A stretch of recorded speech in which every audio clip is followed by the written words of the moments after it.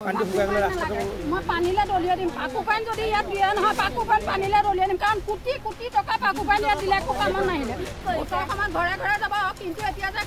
চব ঘৰে ঘৰে মানুহৰ কি বিলাক আছে এতিয়া চব আমি হলো হাজিৰা কৰি খোৱা মানুহ আমি পইচা ক'ৰ পৰা উলিয়াম এতিয়া আপোনালোকে ইয়াৰ পৰা ঘৰ ভাঙিব লাগিব আমি পাকু পানী আনিলে কথা বেয়াহে হ'ব আমি ক'বই পৰা নাই ভাবি অন্ত কৰি পৰা নাই আমাৰ মানে কি কৰিলে আমাৰ মানে মোৰ হেৰাই গৈছে আমি কি কৰিম কি সিদ্ধান্ত ল'ম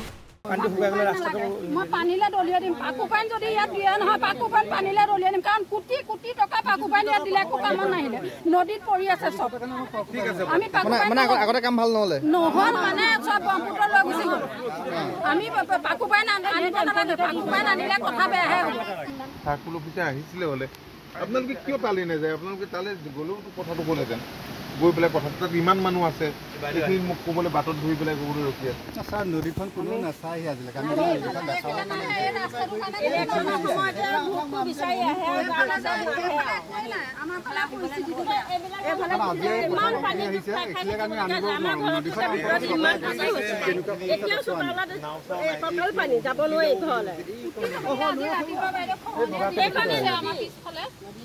যিমান মানে ধৰক মন্দিৰবোৰ লগাইলে সেইখিনি গুচি যায়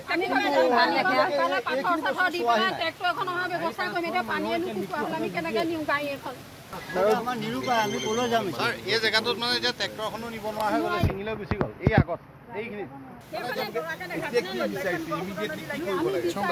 আমাৰ ঘৰখন ভাঙি পেলাই নিবলৈ অন্ততঃ আমাক চাউল দাইলো নালাগে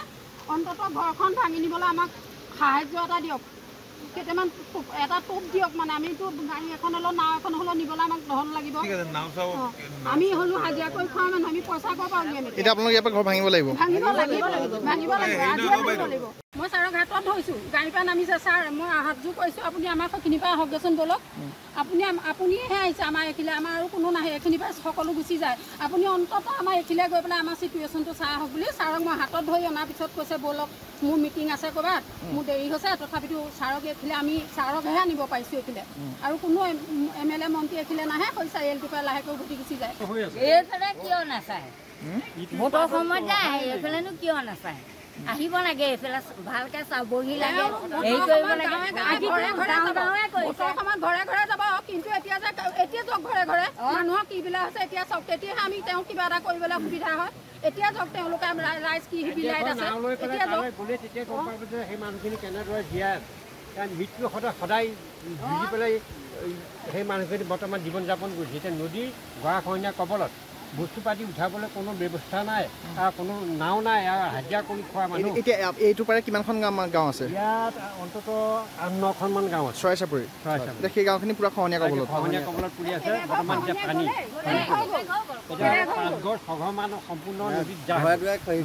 ঘৰ দুৱাৰ বৰ্তমান এতিয়া মাথাউৰি তেখেতসকলে জীৱন নিৰ্বাহ কৰি আছে এতিয়াও বহুত যাবলগীয়া হৈ আছে কিন্তু বেলেগ মানুহ কোনো চাবলৈ নাহে ইয়াত MLA সেইখিনিৰ পৰা ঘূৰি যায় ইয়ালৈ অহা নাই ডেৰগাঁও MLA নাহে ইয়াত নাহে এতিয়া আজি আপোনালোকে মন্দিৰক লৈ আহিছে হয় আমি ক'বই পৰা নাই ভাবি অন্ত কৰি পৰা নাই আমাৰ মানে কি কৰিলে আমাৰ মানে মোৰ হেৰাই গৈছে আমি কি কৰিম কি সিদ্ধান্ত ল'ম গাড়ীও আকৌ নাও কোনোফালে ব্যৱস্থা নাই আৰু ইজনে সিজনক সহায় কৰিবও নোৱাৰে